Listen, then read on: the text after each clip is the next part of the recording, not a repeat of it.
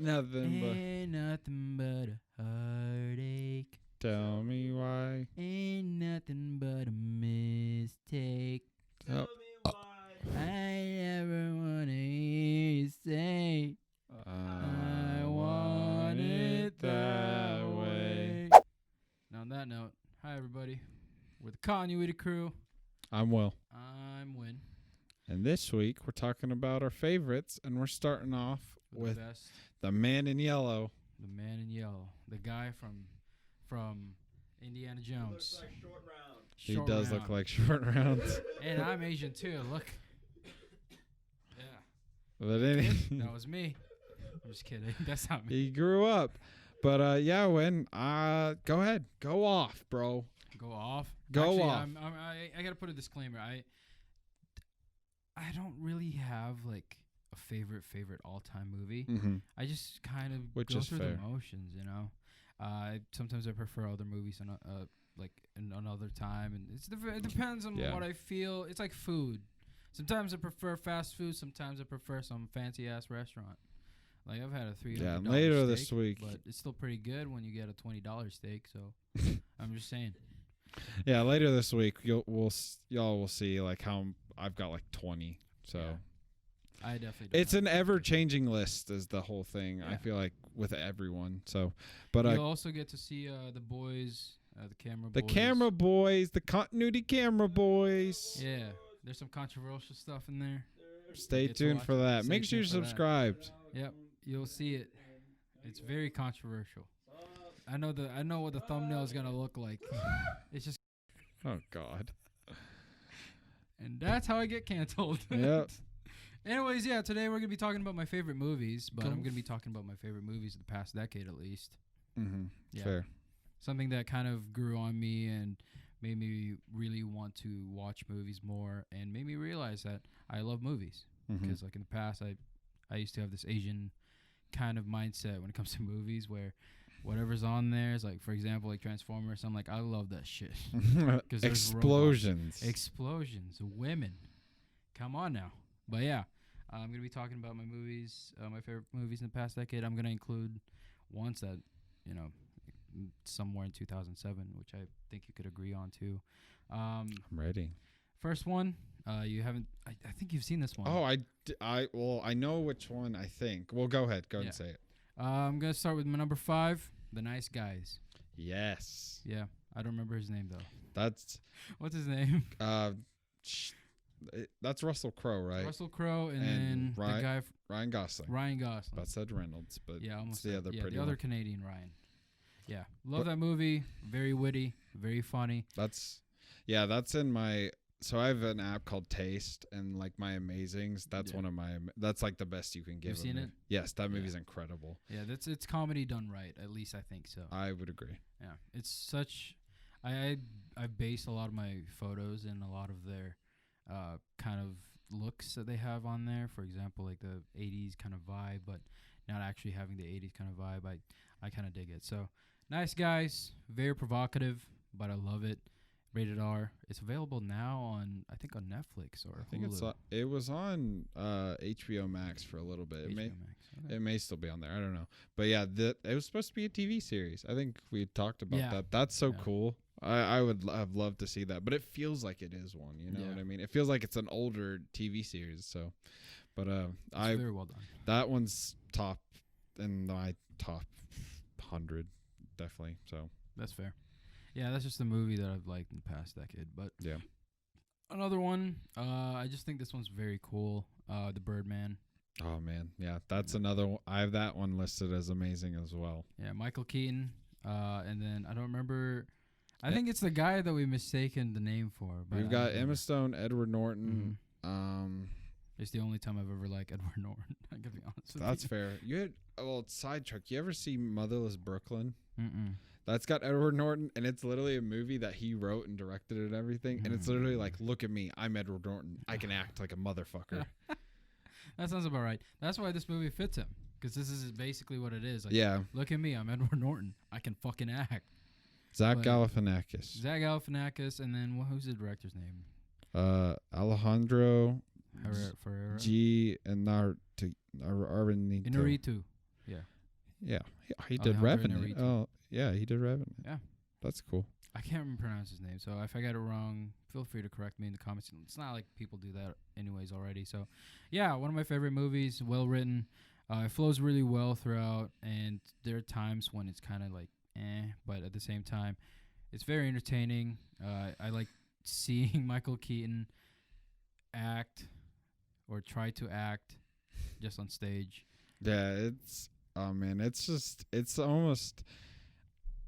like movieception, and I don't know. It feels so weird he played the superhero. It's like he's supposed to be Batman, Yeah. but then it's about a play, and it's just there's so many like conflicting like things. But that movie is incredible. That one's top. It's about like a washed up actor from a superhero genre, comic book genre, and he's like I said, he's washed up, and there are other movies. Iron Man's in it, which is weird because they talk about it. Or he's like an Avenger or whatever. Like he talks about Hawkeye. What's his name? Jeremy Renner. Yeah. Oh yeah. yeah. And now he's in MCU, which is just super cool, I guess. But yeah, it's about a washed-up actor trying to get into the theater business, and he's dealing with a lot of psychological things, and I like that kind of thing when it makes you question what's the real thing and what's not. One of my top fives, and pretty much the only movie I look up to when it comes to pacing, just because of how well it's done. Yeah. My next one, my third is this is the 2007 one, Iron Man. Oh yeah, that one's definitely up there. I didn't include that in my list later this week just because it's MCU, and I love all those movies, but that one is. Go ahead, and I'll probably just agree with everything you say. Yeah, Iron Man. The one that started it all, Jon Favreau, Kevin Feige, he really was the one who pushed it, and then Jon Favreau was like, I can do better in terms of storytelling. It's just so incredible that, about 80 to 90% of the script... Fuck. Where is it? It's just incredible that about 80 to 90% of the movie is improvised, and the performance for Robert Downey Jr., just really sets him apart. Acting was incredible. I think that was the third movie that I've seen in movie theaters in my whole life. Wait, that was 2008, wasn't it? Yeah. You said 2007. It was 2007. I'm pretty sure it was 8. Yeah, you might be right. That's what. Yeah, I was confused. Hold on. 2008. Yeah. 2008. Okay. Yeah, that was one of the very first. It's a third movie that I've seen in movie theaters. Next to like Superman Returns and Finding Nemo. So the bar was low. Yeah. I had some good memories about the movie because also at the time, like, it was competing with Batman. Oh yeah. Like I saw Batman. And that's why I think maybe the MCU may not have had the biggest like set off because of like you were competing with Dark Knight and Batman Begins. I never really thought about that. Yeah, it's in the same year. In the same year they released, and people were they knew Batman, so they of course got attracted to Batman right more. There. Oh yeah, he's right here. Yeah. No one really thought much of the Iron Man stuff or the MCU stuff. Yeah, that's true. Iron Man was always a B-list like hero. Like he was there in the Avengers and stuff, but he was never like. He was never. He was never like you had your Spider-Man, Hulk, the Fantastic Four. Fantastic Four. I mean, but even Thor wasn't too big. Captain America. Mm-hmm. But yeah, go on ahead. Yeah. The stories. What do you call that? This is one of those movies that I think I give kind of a pass for in terms of nostalgia stuff, just because it's just like one of the first things that I've seen, and I'm like, I'm not usually very nostalgic, but when it comes to something like this, and I'll give it a pass. Or I said opposed to me, where I'm literally nostalgic about everything. It literally got me this friend's hat. I don't know if that's nostalgia or not, but I guess. I don't know. Yeah. Jon Favreau, great introduction for me, at least in terms of like movies. Didn't know the guy. Didn't know he directed Elf. Yeah, Jon Favreau's a legend. He is a legend. He upstarted Mandalorian alongside with what is his name? Dave Filoni. Yes. Yeah. just a very amazing creator. And now that I'm talking about Jon Favreau, I'm going to go to the second one because it's also another Jon Favreau one. It's called The Chef. Very solid movie. It was recommended to me on Netflix. Like it was the first thing that popped up on Netflix. I'm like, oh man, should I watch that? I know Wynn likes it, so I'll have to watch it. Now that it's getting mentioned again, I'll have to watch it. It just came out this year, this month actually for Netflix. Oh, okay. And they've had this chef show. They've just never had the movie. Oh, okay. Which is ridiculous, but yeah, The Chef.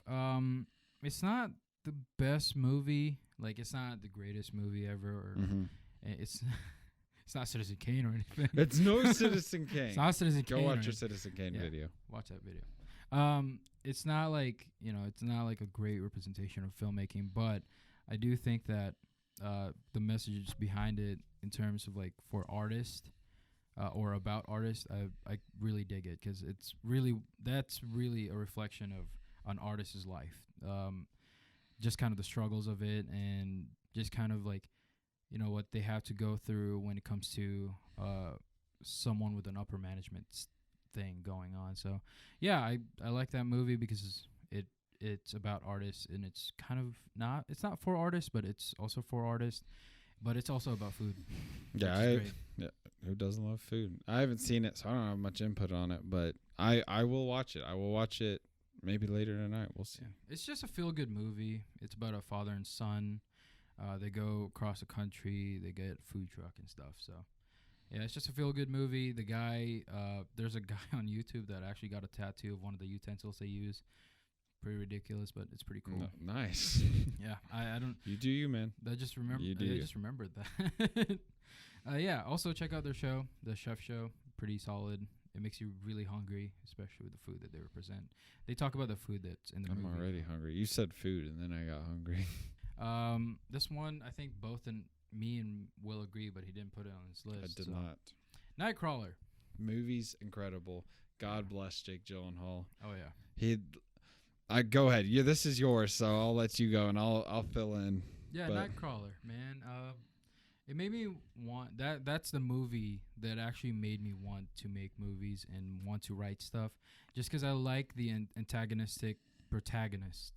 And it's so much different when you have a protagonist that you're not supposed to like, and you still struggle with it in terms of, you still struggle with the fact that this guy is bad, but you kind of seem to like him and you don't understand why. And I like that psychological effect on people or on audiences. So that's this movie made me want to write movies, made me want to write characters. It made me like Jake Gyllenhaal more. Honestly, like, that's my favorite actor, dude. That dude, I didn't know he had that kind of flex.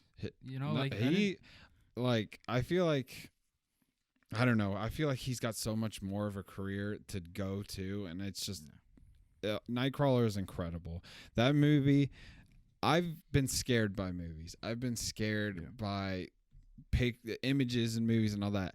I don't know if I've ever been scared of a performance until I watched Nightcrawler. And it's not like it's a horror movie. It's just, it's so intense and it's scary and just, man, I don't know. Something about it just. It makes you really feel like this guy, if you've ever met him, he would kill you or something. Yeah, it's like, and it feels real. Like it, I feel like movies exaggerate like psychotic people. Yeah. Well, this one, it's just like, this one just feels so insane and just real life. And I love that movie. I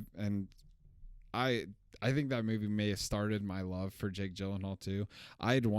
I had seen the trailer and stuff for Nightcrawler whenever it was first put out, because I was like, Nightcrawler, X-Men, what? Yeah. And then I was like, okay, no, this isn't that. Yeah. And I didn't watch it probably until actually may have been this year, to be honest. Okay.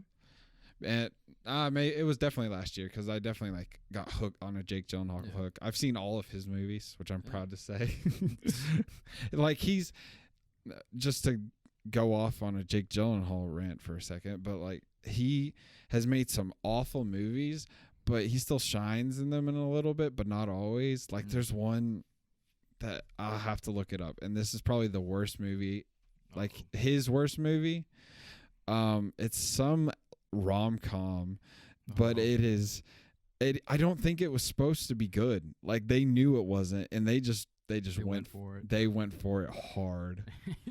Accidental Love, and it is ridiculously bad. I should but put that on my list. Highway's another good one, but I have a list of he's movies I need to insane. watch. But Jake Gyllenhaal, Nightcrawler, we both love that. I didn't put that on my list, but fill that into whenever my video comes out later this week, and make sure you subscribe so you can see that. Yep. Yeah, Nightcrawler. It's got this like almost indie vibe. It doesn't. I don't think it's a big budget. Not big budget, but I don't think it's like a $50 million movie or anything like that. I'll It might look up just the be budget. around 20 to 25, I believe. But it has this like indie vibe, and the writing on it is just the pacing and everything like that. It's so well done. Everyone's a character in that world. Everyone's a person. 8.5. Wow, I was off. Yeah. Yeah. Wow. That's a very low That budget is movie. very low. Yeah. It's impressive too because I think shot some of it in L.A. and they have very expensive film permits. So Yeah. That surprises me. 8.5 for. Yeah. Wow. yeah, the performance in it too, like not just Jake Gyllenhaal, everyone else in it was great. Mm-hmm. I was really impressed. The lady from Thor, she was like the queen. I don't remember her name, but she was in it. Oh yeah. God, She's what's a her name? news lady. I keep forgetting her name. Ew. Oh, it's crusty. So this is a lightsaber cup, but I just opened it, and I don't know if that'll be able to be seen on camera, but that's probably icy from whenever The Rise of Skywalker came out. So like a year ago.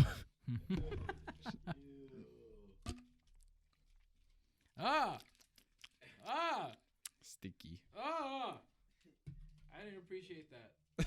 He licked it. I'm gonna die. But yeah, Nightcrawler, very impressive movie. 8.5 million, very impressive to work with. I didn't think Jake Gyllenhaal would ever do that kind of amount. I gotta be honest with you. It's probably the script that he loved. Mm-hmm. He lost a lot of weight for this movie and then gained back again. Yeah, for like Southpaw, right? I think that was. I don't think that was Jake Gyllenhaal. No, that was Jake Gyllenhaal. Southpaw? Yeah. Which one's Southpaw? His wife gets killed. Oh! I'm sorry. I was thinking about Fight Club. Uh, Never talk about Fight Club. But yeah, Jake Gyllenhaal impressed me. Amazing dude. He works really well with Ryan Reynolds. mm-hmm. Life. You ever see Life? No, but I've seen their interviews for that movie. No, they're great. Yeah, but that movie's it's pretty basic alien movie, but they're great in it. I'll watch that tonight. Oh man, Just I'm trying to think of. What? Since we're talking about Jake Gyllenhaal movies, watch Sister Brothers. That movie, it's him and John. No, wait, it's not him and John C. Reilly. It's Joaquin Phoenix and John C. Reilly. But Jake Gyllenhaal's like the antagonist kind of, and it's really really good. And it's got Riz Ahmed. Yeah. He's in it too. Yeah. They're kind of like two duos that kind of. It's really good. They're kind of duos, but he's kind of a sidekick. Yeah. And he's in it in Nightcrawler. So, and Oh, he also yeah, has he another is. movie. Yeah, he's a sidekick. Well, no, yeah, but I'm saying Riz Ahmed's in Sister Brothers. Oh yeah, okay, yeah.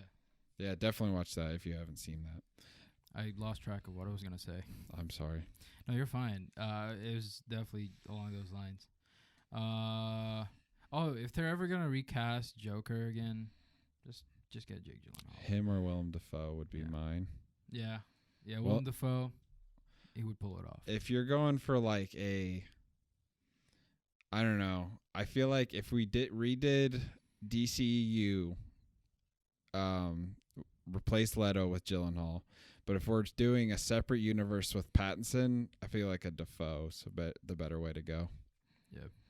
Oh man. But I really want that route where he has a Robin and Robin. Yeah. Kind of. Oh, Jake Gyllenhaal as Robin? That'd be awesome. Yeah, I kind of like. I think. God, I can't believe I'm about to say this. I'm ready. Oh yeah, I should put some in there too. Nightcrawler was a anyone's- better Joker movie than Joker was. I'll give it to you. Okay. I mean, I like Nightcrawler more than I like Joker. And, like, I'll even, like, I love Joker. I think that's an incredible movie. But I don't think it would be. If I really thought about my top, like, I'd say maybe even 100 movies, I don't think it'd be up there. Like, I really love Joker. Like, I genuinely think that's a very good movie. That's a surprise twist. But just to maybe show you the playing field, Batman vs Superman would be in my top 100. I'll even put some coins in there for that one. But anyways, do you have any like honorable mentions, like some movie? I don't. I couldn't think of anything. Okay. I was trying to think of some, but No, yeah. Favorite actor? I didn't say this in my video, but any favorite actors that, like, Jake Gyllenhaal and Scarlett Johansson are like my two favorite actors, actresses, whatever. Actress actor. Damn. or director, either one. Director. Mine's Favreau. Steven Spielberg Okay. Yeah. or Kubrick. Yeah. I mean, even John. Literally, I don't know. There's so many great directors. Yeah. It's just hard to choose. I feel like that's harder to choose than your favorite actor. It is, in some ways, Mhm. because like some of them have a hit or miss, but actors definitely do have a more hit or miss. Like, it's more definite. Yeah. Favorite actor, Ryan Reynolds. Fire. That's not true.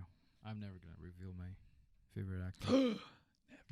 Never. Anyways, is that Margot Robbie. it? You should,